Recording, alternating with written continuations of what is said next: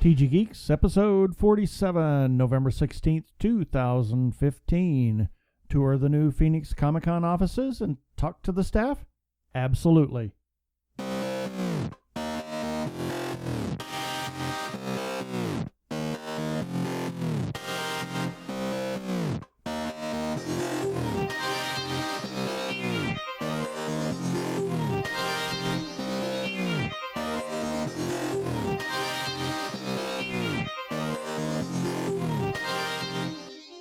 Hello and welcome to another webcast from tggeeks.com, where Ben and Keith, the Two Gay Geeks, talk about all aspects of geekdom and nerdery. Sci-fi, comics, film, horror genre, you name it, we talk about it. I'm Keith Lane, and we're coming to you from TG Squared Studios in lovely Phoenix, Arizona. And I'm Ben Raggington, also coming to you from, I can't believe it's already November. The weather's absolutely gorgeous, Phoenix, Arizona. And we have some news, so let's get to it.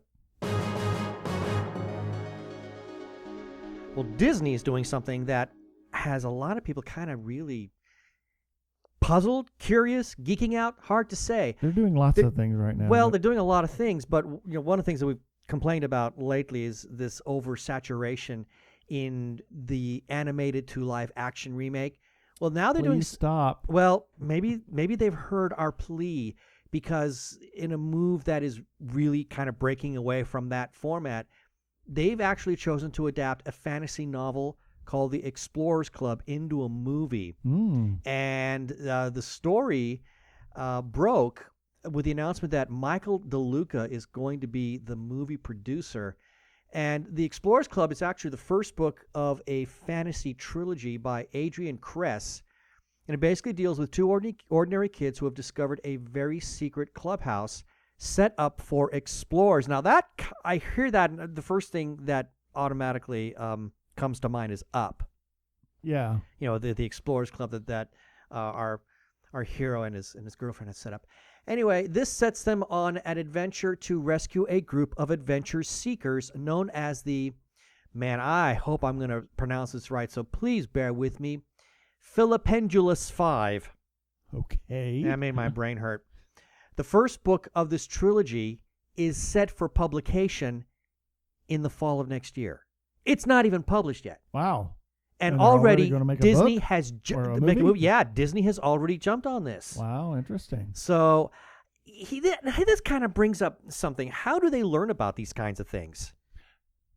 They have more context than we do. Well, I guess I just find it kind of fascinating that they learned of this book before it's even been published. I mean, maybe the author or the publishing house, maybe they reached out to Disney. I'd be really fascinated to know how the Disney Studios found out. How did the mouse learn about the Explorers Club before we even have a chance to pick it up? Yeah. I'd be really interested to know. Anyway, Adrian Kress has also written Alex and the Ironic Gentleman and Timothy and the Dragon's Gate. So everything sounds kind of very fantasy-based. And Michael DeLuca, his producing credits include The Social Network, which was a huge box office hit, Captain Phillips, Moneyball, and, oh dear, 50 Shades of Grey, as well as the Tom Hanks thriller Inferno. So I'm kind of curious. Yeah. I know nothing of the story, obviously, so I can't really comment on it. That's all I really have to say about this. It could be interesting. Maybe they had an end somewhere in this one of the studios, or at Disney, maybe. I don't know. It's hard to say. I haven't really read any of Kress's other work, so I can't comment on the quality of it. I just think it's interesting that now that Disney has decided to not do an action to live remake kind of film, that they're going with something that is unknown. Yeah, interesting. Kind of interesting. Something that is known is that we will finally get a chance to find Dory. Finding Dory? What? Who? What are we talking about? What are we talking about? I don't know. Dory. Yes, our favorite little blue Dory? fish. Flory? Yeah, who's Harpo? Yeah, who? yeah, the fish who's on the hunt for Nemo or Fabio or whatever other name Ellen DeGeneres is able to come up with. Yeah. Anyway, the the trailer for the long-awaited Finding Nemo sequel, Finding Dory. Or is Finding Nemo sequel. Finding yes. Nemo sequel is finally here. And it was premiered on Ellen's show on this last Tuesday morning. And, of course, the movie is going to star Ellen DeGeneres reprising her voice as Dory. And the plot synopsis is basically this. Finding Dory reunites the friendly but forgetful blue tang fish with her loved ones, and everyone learns a few things about the true meaning of family along the way, featuring the voices of Ellen DeGeneres as Dory, Albert Brooks as Marlin, Diane Keaton as Dory's mom, Jenny, and Eugene Levy as Dory's dad, Charlie. Oh, my. Now, That could be Diane funny. Keaton, she's kind of a hard one. I really can't quite figure out how she's going to play the part. But Eugene Levy he's a loon. So take that for what you will. And of course, the movie will also feature the voices of Ed O'Neill from Modern Family. He's going to lend his voice to a character named Hank, who is supposed to be some cantankerous octopus. And Ty Burrell, also of Modern Family. I'm seeing an ABC kind of thing happening here, who will be supplying the voice of Bailey, a misguided beluga whale. And Caitlin Oslin from Always Sunny in Philadelphia, who's going to voice Destiny as a kind-hearted whale shark. Finding Dory will be swimming into theaters on June 17th, 2016. And we do have the trailer on our website. We will provide the show notes for that as well. What did you think when you saw the trailer? I mean, it was a little more than what we got with the Finding Nemo trailer from way back when. Yeah, I thought it was cute. It was really cute. It really does kind of feel like that Pixar thing, but I think what I'm taking away most of this is from the synopsis when it talks about the true meaning of family. Isn't this like the Disney Hallmark? Absolutely, and they did that towards the end of Finding Nemo. So, what is family all about? Absolutely. Moving on. Neil Blomkamp, now we've talked a little bit about him, who is, he's doing this Alien film that we've been hearing about. Of course, that kind of got put on hold because the studio wanted Ridley Scott to finish working on his Prometheus movies. Well, Neil didn't want to kind of sit around and wait. Neil is going to be adapting the story. He will be writing the script, and there's a possibility he might actually be directing it as well. Now, we don't know much about the story, as here it is again, the book isn't published. Now, I find it very puzzling that Neil was able to come across a book that hasn't been published. I can only guess because he's and I say this with air quotes, a Hollywood insider, that he was able to learn about this story before anybody else did. So sounds fascinating. I'm completely just beshmeckled by all of this. Apparently, the previous novel that Swiderlich wrote, Tomorrow and Tomorrow, has already been bought by TriStar. All we know about this Gone World is that it is being described as a sci-fi time travel procedural. Yeah, I got two words. Doctor Who. Yeah. Of course, it could be nothing like it. In fact, I would imagine that it isn't. Anyway, anybody who wonders who Neil Blomkamp is, his big breakout was serving as writer-director for District 9 back in 2009, and he had a couple of follow-ups with Elysium and Chappie. So there are some Hollywood insiders that are saying, this story is perfect for you, Neil, while you kind of sit on the sidelines and not do your Alien film. Well, could be fascinating. It could be interesting. I know that a lot of people are really intrigued with the whole time travel procedural thing. Yeah. Now, this story literally broke. We just learned about it within the last hour and a half. We're recording on Saturday, so. Yeah, recording on Saturday, so we just learned about this earlier Saturday afternoon.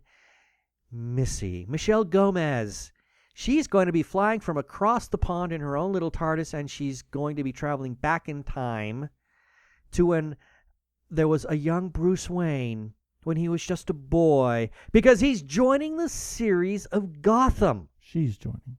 She, yeah. Did I say he? Yes. I'm sorry. She. I didn't pronounce that very well. And that's for you, Claire. Yes, for you, Claire. That's right. She is a Missy fan. Well, a Michelle Gomez fan. Yes, the Scottish actress who is most famously or infamously known as Missy, a.k.a. the Master on Doctor Who. She's been hired from across the pond to appear in Gotham. We don't know much about who she'll be playing, except that she'll be seen in as a new character known as the Lady. And guess what? That's coming up really, really soon, like in this coming week, at least for us here.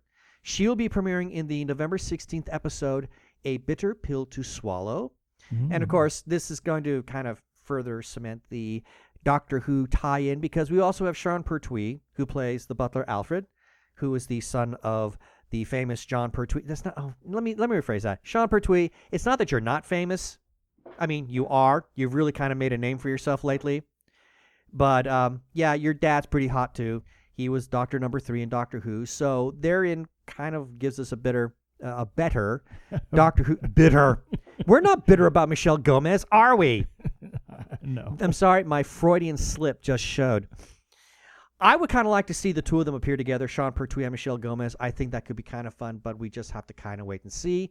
And, of course, being that this entire season has been given the series-long title or the season-long title of Rise of the Villains, it's a really safe bet that she's a villain. She's going to be a bad person. Yeah. Now, we have an article. The article for this story is on our website. We will provide a link for it in our show notes, and I bring that up because she tweeted it herself. Michelle Gomez took to Twitter and actually sent out a picture of herself as she will be appearing in Gotham as the Lady, and she's rather interestingly dressed in slacks, very nice dress shoes, a white shirt, and a tie. It's very interesting. I don't quite know what to make of it. Anyway, we'll have the link for that on our show notes. And I would add that she did speak to the UK's Metro at a Doctor Who film festival about her filming commitments. And she simply said that I'm doing Gotham at the moment for Fox. So hopefully we can expect to see more from her than just this one appearance. And I would dare say that she got hired because of her acting in Doctor Who. Possibly that. She's done a couple of other things. I haven't. Claire's told me, and it was like over my head. Yeah, but I would. Well, it's possible. Maybe Doctor Who has been her biggest high-profile role to date. I don't know. But given the wacky, villainous nature of Missy, maybe there was something there that the showrunners of Gotham saw and thought, we want you. Yeah. So I'll just have to wait and see. Now, lastly, our good friends who are part of Origin Beyond the Impact, they now have a Season 2 trailer. Oh, my gosh. We've got the link for that on our notes. And what's exciting about this trailer is that it's also featuring all new original music composed just for the production. The trailer has been running in theaters. I think we mentioned this last week. It's been attached to Spectre in theaters in Los Angeles, or at least a theater in Los Angeles, and I think also in San Diego, too. It was San Diego. And, well, no, I know Jeff mentioned that it was in L.A. I know he told me that it was also in Los Angeles, that they were doing it there, too. We saw it. We liked it. And now you can see it, too. What anything else you want to add to that? No, not really. It just fascinated me that I can't wait to see the Season 2. I'm unbelievably jazzed. They haven't actually started production yet. They're about to, like in weeks. They did come together a little bit so they could work a couple of little clips that were going to go into this trailer. But the formal production is going to be starting up like really, really, really soon. We are so very excited about it. And you can go to our website, check out the show notes for this episode, and you will be able to see the trailer for yourself. Yes, go check it out. Yeah, baby. They're like two gay geeks. They're together, you know. They're two gay guys and they're geeks. Is that okay?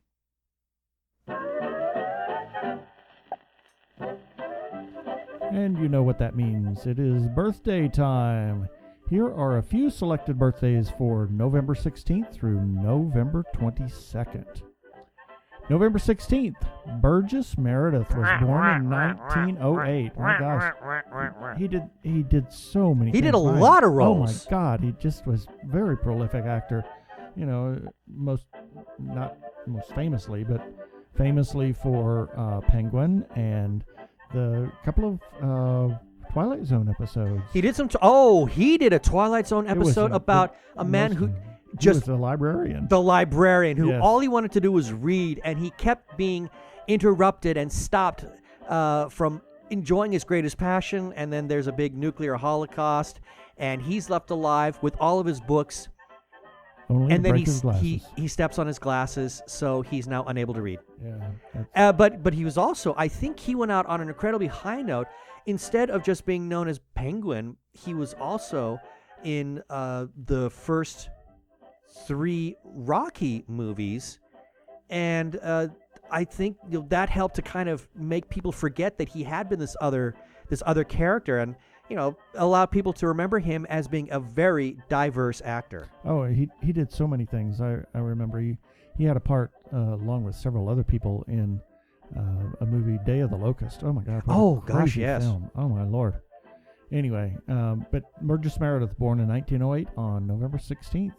November 17th, Martin Scorsese is 72. Who is responsible for one of my favorite movies that I've seen in recent years, Hugo. Oh my gosh! I what a love that fabulous movie. Film. It's a great film. It's a film about a filmmaker. It's actually, it's Martin Scorsese's love letter to filmmaking. Exactly. And let's be honest, Martin Scorsese is a brilliant filmmaker. Yes. November 17th also, David Ramsey is 43. Diggle. And Lorne Michaels is 70. Saturday Night Live. Yes. And Mary Elizabeth Mastrantonio. Oh man, I'm glad you got that. is 56. And we know her from Grimm and also Limitless. Formerly of Grimm, but most recently Limitless. Yes. And RuPaul, 55. And the girl looks beautiful. Looks great. November 18th, Stephen Moffat, the Grand Moff, is 53. Crazy Uncle Alan Moore. Our favorite wacky Uncle Alan. 61. And speaking of film, Louis Daguerre was born in 1789. He was he developed the daguerreotype printing process for film. And November 19th, Jodie Foster, 52. Calvin Klein, the real Calvin Klein. The real Calvin Klein. is not Marty McFly. No, the real Calvin Klein. Yes, is 73. And Dick Cavett is 79. Good grief. November 20th, Ming Na Wen. Hold on a minute. She's how old? 51. And Whoa. she looks absolutely She looks fabulous. amazing. Oh, I wish I looked that good. Edwin Hubble, 1889 on November 20th. November 21st, the almost forgotten sister of Liza Minnelli. Liza Minnelli. Yeah, I forget Liza Minnelli.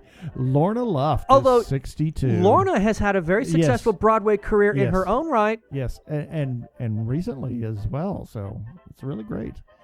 And here's some interesting birthdays on November 22nd. Oh my God, you're joking me. No. Ha ha ha, this is great. Scarlett Johansson is 30 and Mark Ruffalo is 47. That's hilarious. The way they were pairing those two characters up, Black Widow and Bruce Banner in the Avengers film. That's a riot. Both have the same birthday. Also, November 22nd, Jamie Lee Curtis is 56. And Robert Vaughn is 82, and we just watched Man from U.N.C.L.E. The last remake, night. We bought the film. Just saying how much it would have been great if he had been able to at least do a little cameo in there. Yeah, he and him and David McCallum. David McCallum would have been great as to have a cameo in Man from U.N.C.L.E. Also on November 22nd, Terry Gilliam is 74 and still making movies. And that's it for the birthdays this time. Let's all go to the lobby. Let's all go to the lobby. Let's all go to the lobby to get ourselves a treat. Technorama, the podcast for geeks, because geeks are better than cool. You don't hear someone say, "Get away from me, you cool person." Who's gonna have their 65-inch home theater system installed by the Cool Squad? Not me, that's for sure. How much cool cred do you have? Not enough to care about. Think you'll find any canned unicorn meat at thinkcool.com? It's just a part domain name. They don't even have roadkill in a paper cup. That's why you need to start listening to Technorama, because that's what geeks do. Go to chuckchat.com and listen to Technorama before you turn cool.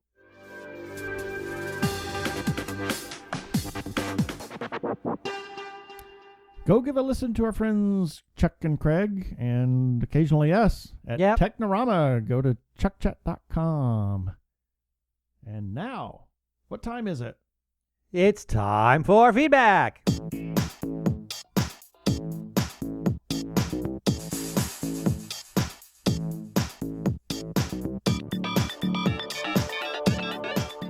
I sound like a game show host the way I just did that. Oh, man. And what's behind door number 2?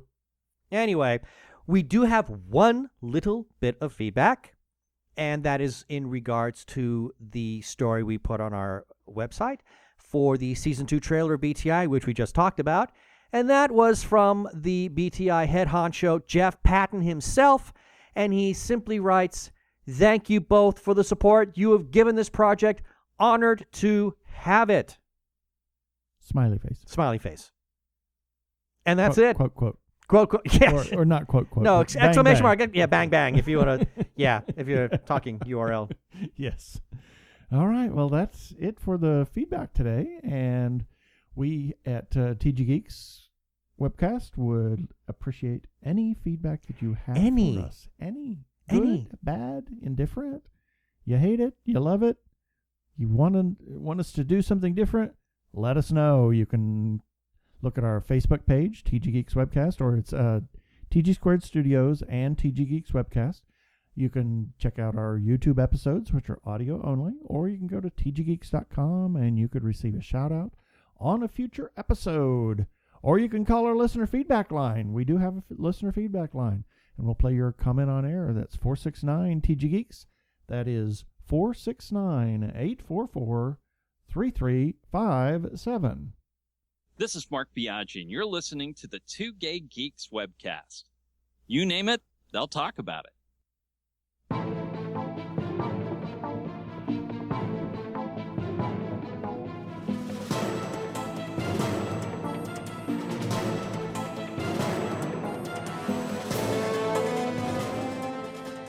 Well, we got something kind of exciting to talk about. We were invited to attend a media day hosted by the how would you describe them? The company. I don't know how would you describe them. I mean, the people who pretty much run Phoenix ComiCon and the Phoenix ComiCon FanFest, which will be coming up in December. Yeah. And we were allowed to go and check out their new facilities. They have a brand new office. They've been in there not very, very long. Yeah, I think they said 4 months or something like that. Yeah. It's still, they're still kind of moving in. They're still getting a bit settled. You can tell by some of the decorations that are in some of the people's offices that they're still kind of getting things set up there. It was very exciting. Out what to do with the expansive wall they have in their offices? Yeah, it's like, well, I kept like thinking 9-foot ceilings. So. Yeah, I remember there was one person that we interviewed, and when I went to his office, I thought, okay, not bad.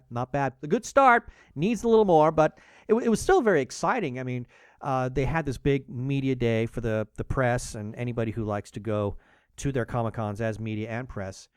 And of course, given the number of times that we've attended Phoenix ComiCon, the FanFest last year, all their conventions, it felt sort of like a no-brainer that we should attend. It was really cool, and they also had the preview of the merchandise, the FanFest merchandise that they're going to have. They have some pretty neat stuff. We have a story for that on our website. We will have the link for that in our show notes, where you can actually check out the merchandise that they will be making available for purchase. And it's at actually FanFest. reasonable price. It's too. very reasonable price. And there was a lot of really cool stuff there. Yeah. And while we were there, we actually had some interviews. Yeah, we got to interview 3 different individuals that are staff for Phoenix ComiCon. And the first one was Brandy Kushel. She is the She's the Director of Guest Relations. There we are. So we're going to play that interview for you, and then we're going to talk about that here in just a moment. And this is Ben Raggington with Two Gay Geeks. We are here at an open house reception for Phoenix ComiCon. They've got their FanFest coming up in December. That'll be December 4th through the 6th. And we are talking to Brandy Kushel. She is the Director of Guest Relations. Hi, how are you doing? Good. How are you? Doing quite well. It's nice to be here. So tell us, how did you get into this job? How did you become attached to Phoenix ComiCon in general? So in 2007, my daughter needed help with doing some volunteer stuff, and she was very geeky, and she wanted to participate, and I don't like to sit, and I think she was 12 at the time. So I wasn't going to let her do this by herself. So I started volunteering as a regular volunteer and just kind of got sucked in and have been around ever since. Your job is guest relations. So what does a person who, in your position, what is your job as far as Phoenix ComiCon and the FanFest and the convention? What does your job entail? My job mainly entails negotiating with guests to come out, making the invite process, taking care of them once they come on site, getting their travel taken care of ahead of time, booking their hotel rooms, scheduling their panels, signings, all of that fun stuff that goes along with being a guest. So with the FanFest, let's start off with that. This is a relatively new thing. Now, I know Comic-Con's been around for a little while. What was the motivation, aside, I think, obviously, nicer weather, but what was the motivation to want to put together the Phoenix ComiC-Con FanFest in the month of December? Well, it started because for years, attendees have been asking for weather, a show in cooler weather. And unfortunately, from a financial standpoint, it's harder to do our big show in cooler weather, mainly because it really wouldn't be cost effective for the attendees. Trying to book a hotel room in December, January is almost twice as expensive as booking a hotel room in June or at the end of May when our show, is moving to. So for us, it was, let's do a smaller scale show where we can still get people to come out. Hopefully we can get them some better rates at some of the hotels, but we're filling the request. And it's also some, kind of for us to do more and have a little more fun because now I have 2 shows to play with. What differentiates, obviously, aside from size, what differentiates Comic-Con from FanFest in terms of the guests that you select or any kind of programming? I know that programming is not your thing, but what can people expect to see that's different from FanFest as opposed to Comic-Con? For FanFest, we really focus on a couple of areas. Costuming, not so much from the guest perspective, but costuming in general and giving people the opportunity to, get dressed up in cooler weather and show off their skills. We kept it to comics and then the media guests, where when you look at our big show in June, we have anime, we have, horror, we have authors, there's so much more types of guests and types of programming that happen at that show that we really didn't want to take that focus away from and do something on the smaller scale and just really kind of make it about the comics and the media. How do you go about selecting the guests to come and appear at a FanFest or Comic-Con? I wish the guest selection process was very easy. It usually starts with us coming up with a list of names. The names are driven by the people that are requested from our attendees, people that, we haven't had out before. So that's a big one, is trying to, we're trying to stay away from bringing out the same guests year after year. And then we take that list and I meet with the agents and say, okay, how much do they cost and are they available? And usually out of my list of 20, I get 3 or 4. And then I have to take the next 20. And then we start the negotiation process. So it's a little more challenging than I would like, and I think than, even most of the agents would like. With Phoenix ComiC-Con FanFest, what is it that you're hoping to achieve? This is the second year that we're going to be that you're going to be having it. They'll be putting it on. What is it that you're hoping to achieve in terms of size? Are you hoping to see it grow and maybe even then move it into a different venue at some point? Growth is always great. We always want to see our shows grow, giving us an opportunity to try new things, have new types of guests come out and see if they do well at that show. And then that gives me an idea of what to do for the June show. I don't know about necessarily moving venues at this point. We've kind of enjoyed working with the stadium and it's worked well for us. I don't think anyone would say no to growth, though. One thing that we noticed at Comic-Con last spring that was very, very enjoyable were film festivals. Yes. Is there any possibility of maybe expanding that into FanFest? And when it comes to film festivals, what is it, or little mini film festivals? Like we really had a great time enjoying a little horror film fest one night. It was very positive for us. What can we hope to expect? Is there a possibility that we might see that even expanded into FanFest at some point? That is an interesting question. The Film Fest process, because of the space needed to put on an actual film fest, we currently don't have plans for Phoenix ComiCon FanFest. Interestingly enough, we do have some films that will be screened from some of our actors this year that we'll be announcing in the next week. So I'm kind of not yet, but we're looking right now at having two. So is there any possibility that we might be seeing some sort of an expansion, maybe quarterly events, as it were? Because if I'm not mistaken, I think Phoenix is the only one that's got like the FanFest going on during the off months because we have the best winter.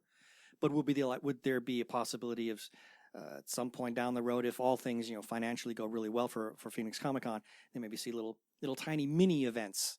That is a very good question. I honestly don't have an answer. From a planning perspective, there's always talk. Do we have any definite anything in writing yet? Not really.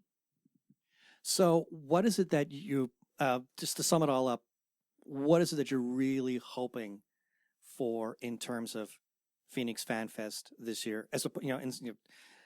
Nice weather notwithstanding, because I remember it rained last year and that was a bit of a dampener for the cosplayers. But what is it that you're really hoping for in terms of FanFest and for Comic-Con coming up in the spring? We've been lucky to get some really great guests. I know it's not always the guests that everybody want, but it's an opportunity for people to come out and really meet and get to know and find out a little bit more about people that they, oh yeah, I really like that show, or I really like that comic. I kind of want to meet the person who put that comic together.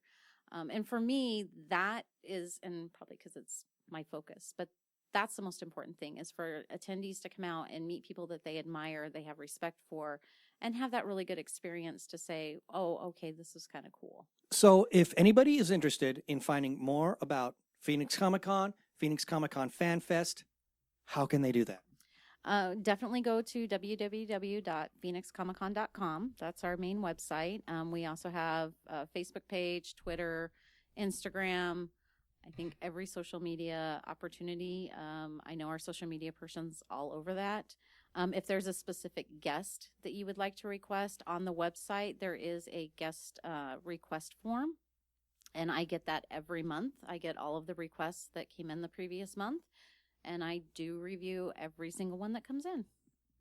Well, Brandy, I want to thank you very much. This was very interesting. I'm very excited to find out what these special screenings are going to be coming up. I can't wait to find out. So, Brandy, thank you. And for the Two Gay Geeks, this is Ben signing off. Thank you. Thank you. That was a very interesting interview. It was highly interesting. She gave us some interesting little bit of, not spoilers, but more like teasers about things that they've got planned. And we talked a little bit even after we turned off the mic. Yeah. And, oh, man. Yeah, we talked to her for another 10 or 15 minutes. Yeah, and things that we can't say right now, but because there's certain little bits that have not been fully, well, I guess they are locked down, but it really should be up to them to announce it. Yeah. So we're going to leave it to them. She assured us that she would give us a heads up and we could publish that whenever they're ready. So I was very happy with what she had to share, and the screenings. Wow. Man, I That's gotta be I just lit interesting. up when she mentioned that. It was a fascinating interview. Yeah. I was enormously pleased with everything that she shared with us on that. Yeah, it was really great. And then we also, the next person that we interviewed was Joe Boudry, and he is the director of programming. So let's listen to his interview.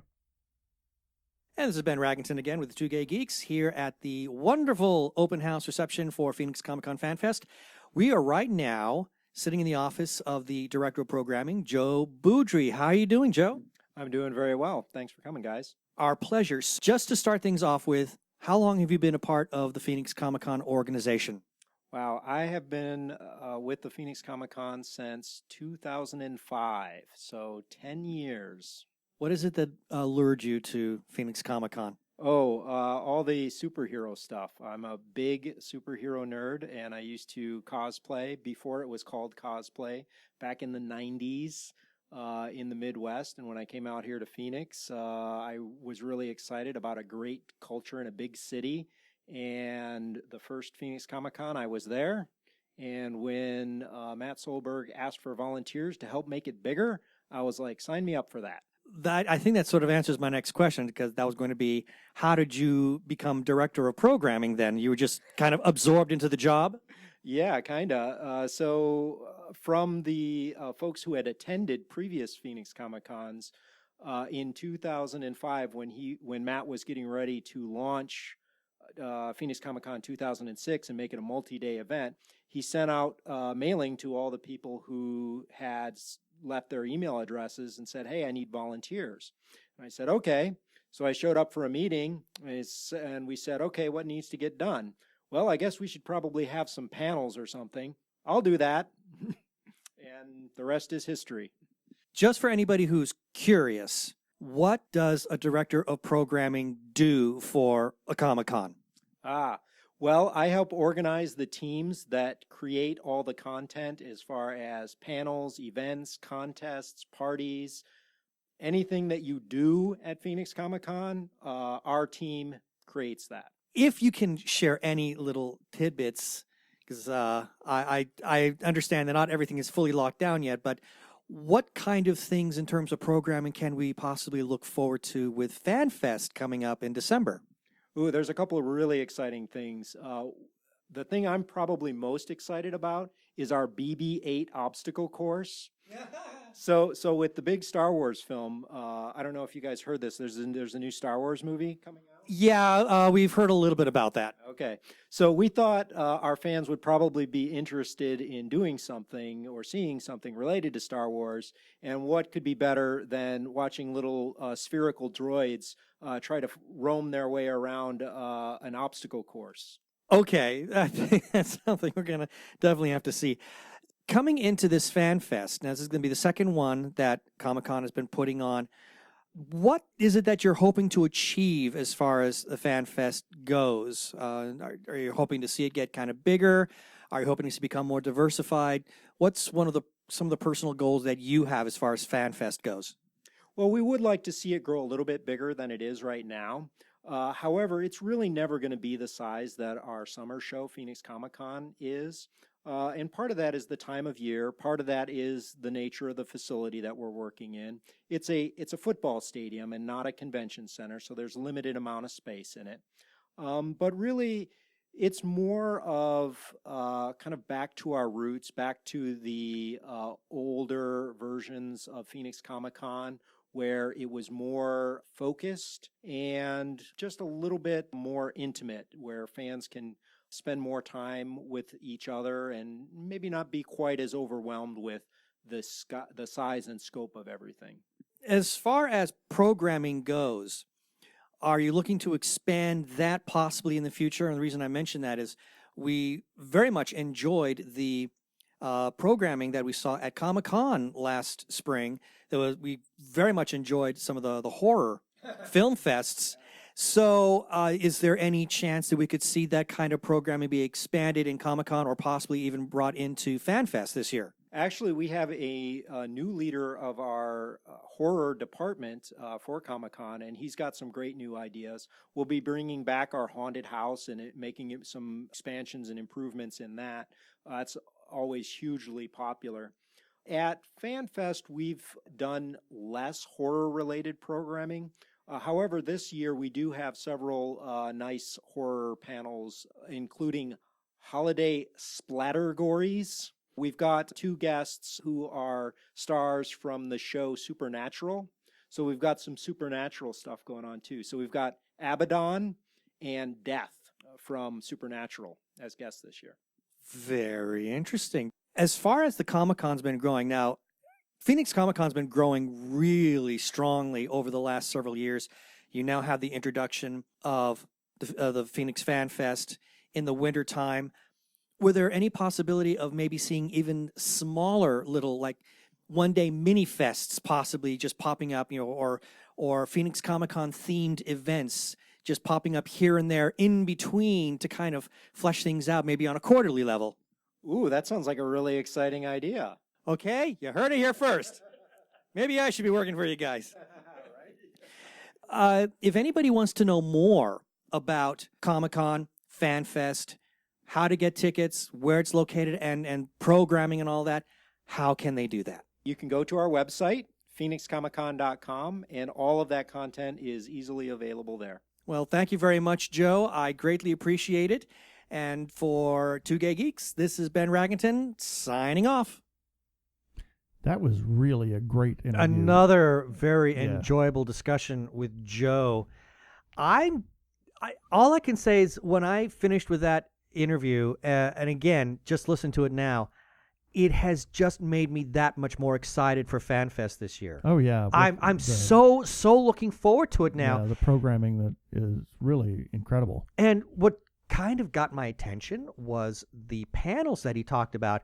Yeah. Now, as he mentioned, FanFest is being held in a football stadium. University of Phoenix Stadium. It's the University of Phoenix Stadium, or as the locals fondly call it, the mothership. Yes. Because that's what it looks like when you see it from the freeway. Anyway, they held it there last year. I mean, it's a good size. Yeah, it's a great big open area where the field is, but then there's not a whole lot of meeting space for panels, not like a couple of small rooms. Yeah, there are some tiny rooms, which I'm sure that's where the Splatterfest, I think that's what Joe called it. Splattergories. That's where that horror panel is going to be going. So they do have some tiny rooms. I know that David Ramsey was at FanFest last year, and he was able to have a little tiny room where he could talk to people. So they do have some small programming or small rooms for programming, but the basic floor or the field for the stadium, that serves mostly as your dealer's room, if you will. But nonetheless, I'm really kind of looking forward to it, and I have to admit, I kind of want to see that that obstacle course. Yeah, that I think could be hilarious. A lot of the stuff, some of the cosplay programming is outside, so they do a lot of things outside as compared to inside.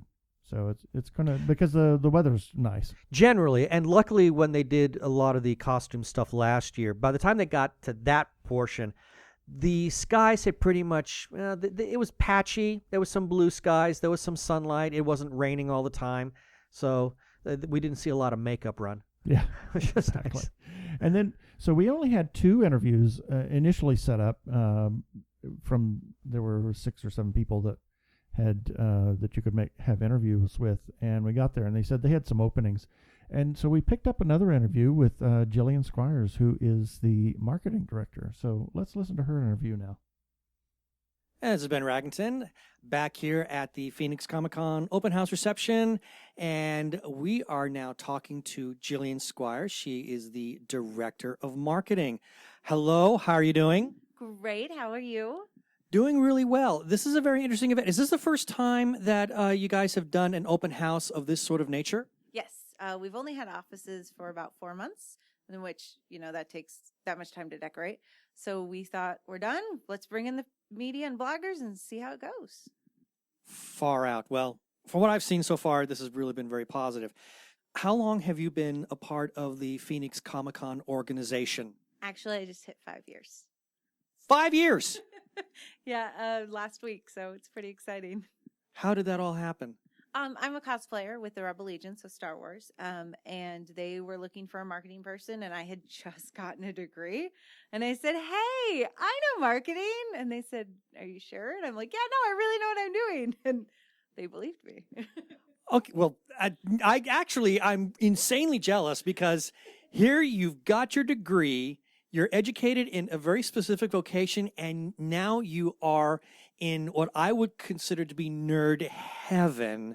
I'm sure that must be how you're feeling about this. Oh yeah, this is my dream job. Like I can't even imagine leaving this for anything. There's nothing out there that would satisfy me the way this is.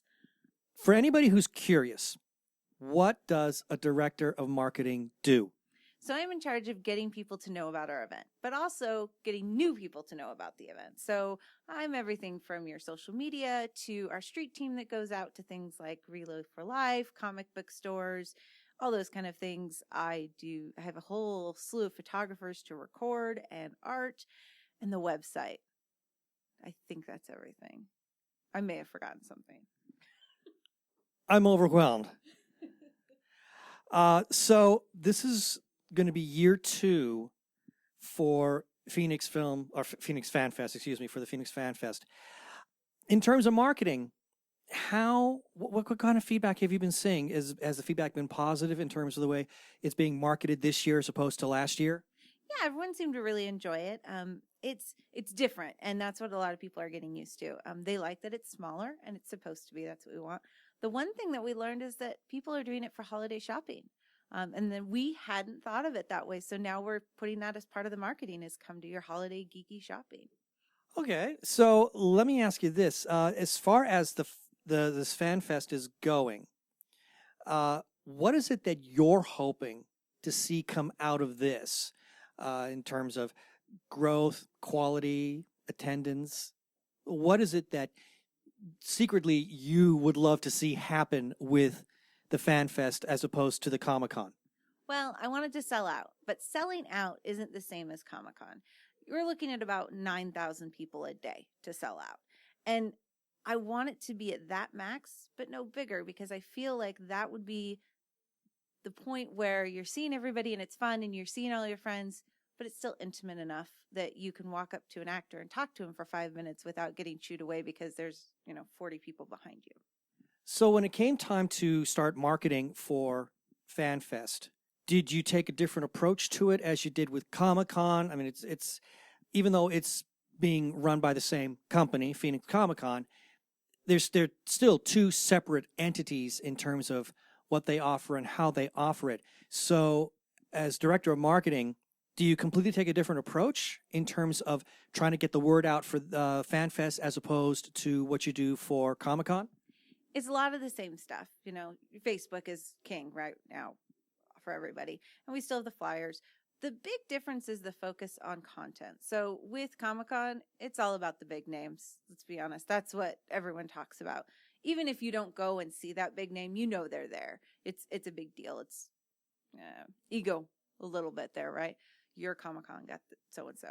With FanFest, there's a lot more focus on the events. So as opposed to really marketing the actors, we do some of that, but we're also talking about the different things that are going on. We have for example, a BB-8 obstacle course that we're talking about where you run the little BB-8 guy through and just all kinds of fun things. So it's a little bit more focused on the activities. Okay. Given the growth that we're seeing in Phoenix ComiCon, because it has really been growing like in a really, really big way, not to make your job as a director of marketing even more of a headache, but would you like to see the series of events grow in number, like possibly have even like little mini Phoenix ComiCon themed days, themed events here and there? Like one day a Phoenix ComiCon Star Wars event, another one, a Doctor Who event. I mean, not like I said, not to create too much of a headache for yourself, but is that a possibility that you might be willing to see this organization grow into in the future? Well, I would say nothing is impossible. I think as a geek, that would be amazing, right? Because then I'd have something to go to all the time. I think it'd be fun. I don't think it's outside the realm. With us having paid staff now, we can actually do a lot more, and there's a lot of conversations going up about what direction we want to go going forward. So maybe. So if anybody wants to know more about Phoenix ComiCon FanFest, how can they go about and do that? Easiest way is the website, phoenixcomicon.com, but also find us on Facebook and Twitter, again, at phoenixcomicon.com. Well, Jillian, I want to thank you very much for Two Gay Geeks. This is Ben Raggington signing off. Wow. She was really interesting. Bubbly, yes. but I don't say that in a bad way. No, she was a delight. It was great. We really enjoyed talking to Jillian and finding out, the marketing that they're doing for FanFest as well as Phoenix ComiCon. And I was sincere when I said that I was jealous. I mean, how awesome is it? Not many people can say that their job is their hobby. Yeah, exactly. But and she going can. right from college right into a job that you absolutely love. I was insanely jealous, and after they turned off the microphone, we talked a little bit more and found out, it was kind of obvious when you go into her office that she's just die-in-the-wool Star Wars fanatic. Yeah, it was great. So I think she's probably one of the people that maybe had a hand in that whole BB-8 obstacle course that's coming up. Yeah. So it's possible. You never know. You never know. In any case, it was a joy to talk to her. And then when it was all over, at least when that was over, we had a couple of little time to kill before everybody was invited into a Q&A with Matt Solberg, who's basically the boss. He's the boss. The boss of Comic-Con. Yes. We We all got to sit in. It was impossible to record. Yeah, because it was just a big room and there were a bunch of people in there, so it was kind of hard to unless you had like a camera or something like that. But we did get to ask some questions. You had some questions for him. I think you were asking me like the other events possibly. Right. And he didn't really, obviously that was kind of a theme of what we asked the other three people, and he was obviously non-committal because you don't want to commit to something like that. But I think he said it's not out of the realm of possibility. No, and so. I think he didn't fully understand the question, but then it was later clarified. Right. After the Q&A was over, we kind of, spoke to him for just a moment and said, really what we were looking at is, because he was thinking of when I asked the question, he was thinking of having multiple things in one day, and, it would be competing with their big events, and that's not kind of what we were. No, as he said, at. he has no desire to dilute the waters. Exactly.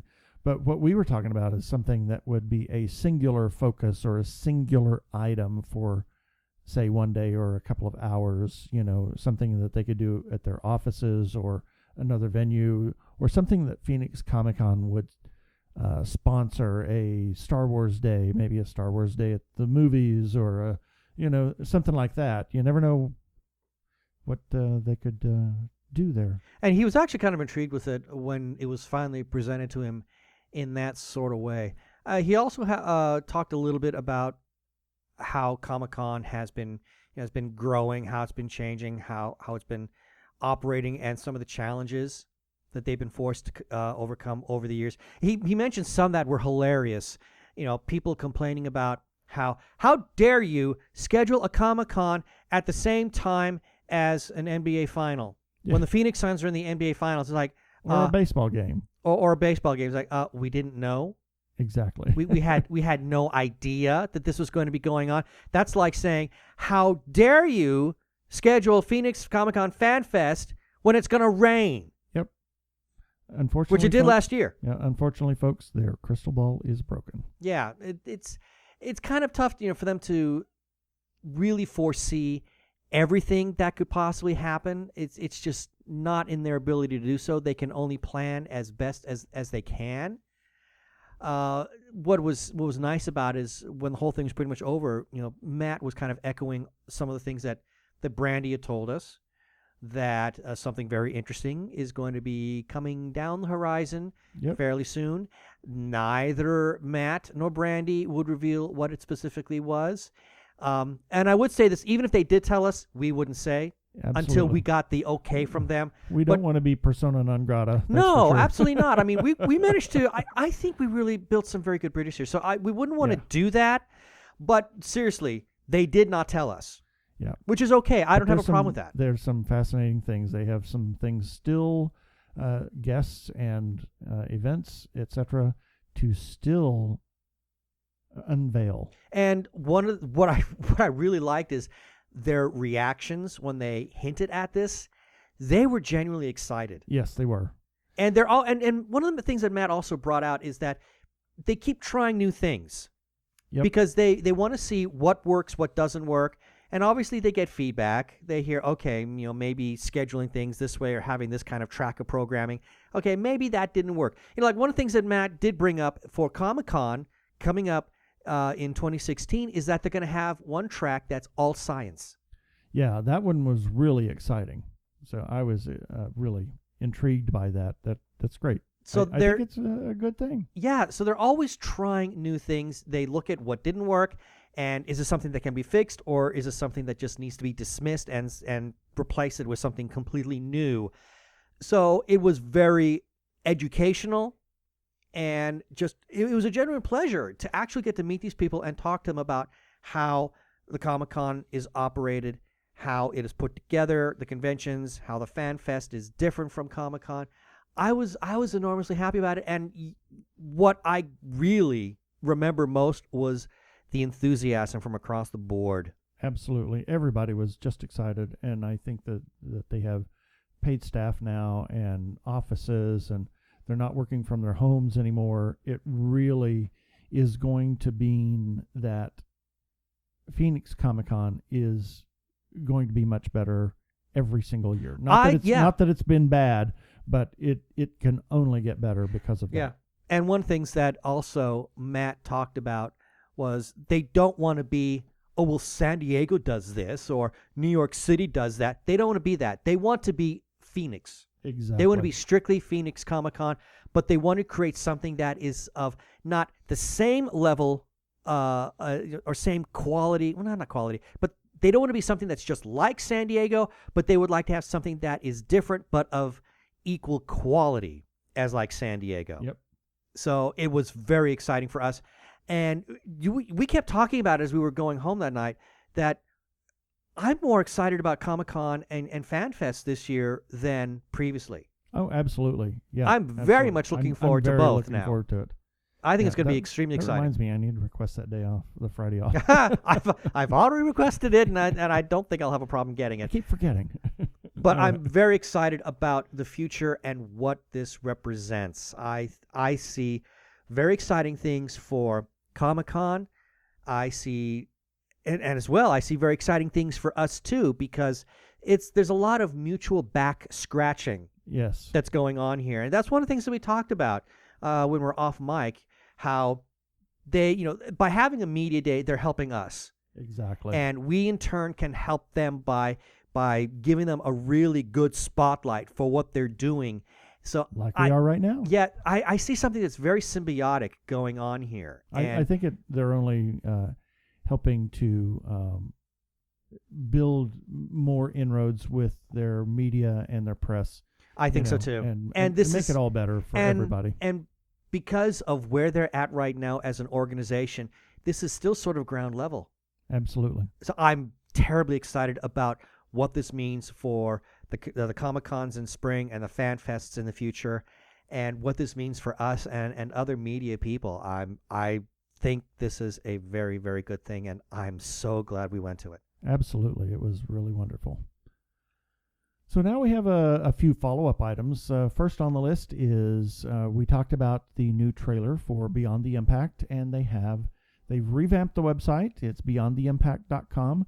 Go check it out. They've got a synopsis of season 1 written by me. Yes, as well as the trailer and a full episode of season 1 and a lot of other things. Interesting stuff on beyondtheimpact.com. A couple of also including a little mini gallery of some things you can look forward to in the upcoming year, which has got us even more excited for part 2. Absolutely. And, of course, we want to give a special shout-out to the Doctor Who Fancast Guide. That is a sort of a daily newspaper, electronic newspaper that gets distributed via Twitter. And you can get that by following @TalkingWho on Twitter. And in the same vein, a shout-out to the Arkle Times-Post Dispatch News that our good friend Brian Weber puts out. He, too, covers some of our stories in there as well, and that helps to kind of, circulate our material out there a little bit more. And you can get the Arkle Times-Post Dispatch News by following Brian on Twitter. He is simply known as @Arkle, ARKLE, and you can see his Post-Dispatch News there. And then, of course, as always, a shout-out to the Facebook group The Gay Geek for allowing us to post our episodes on their Facebook page. And their URL is facebook.com/groups/thegaygeek, with special thanks to Mr. Steampunk himself, Jeremiah Reeves. Yes, thank you, Jeremiah. Thank you, Jeremiah. And lastly, we have something. Yes. Speaking of Phoenix ComiCon FanFest, we have a ticket for Friday, December 4th to FanFest. That's right. One ticket. One ticket. That's all we got left. All we're able to get.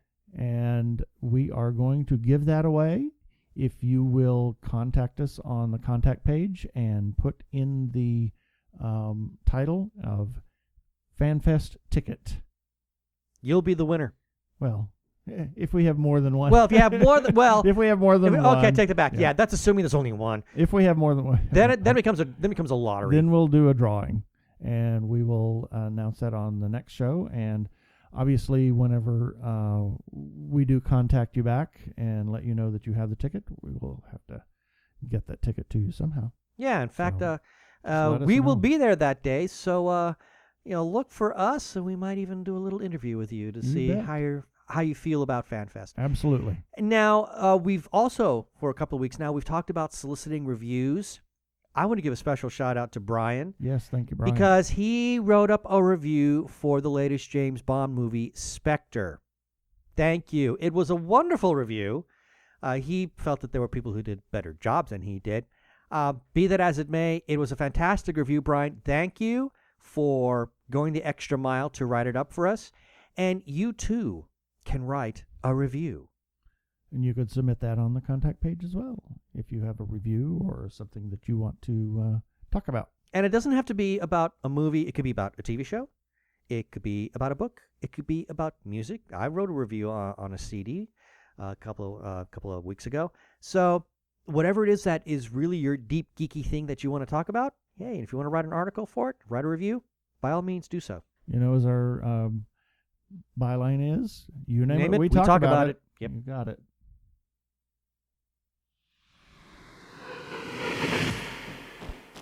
Let's see. Next time, I don't know.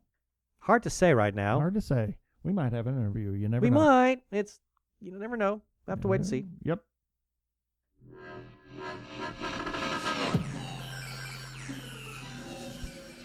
Okay, that should do it for this episode of TG Geeks Webcast. Be sure to check out the article for this webcast episode. We've got several links on the page there. And remember, you can comment on our Facebook page or our website, tggeeks.com, and you can leave us a voicemail at 469-TG-GEEKS. That is 469-844-3357. From TG Squared Studios, I am Keith Lane. Thanks for listening. I bid you peace. Cheers.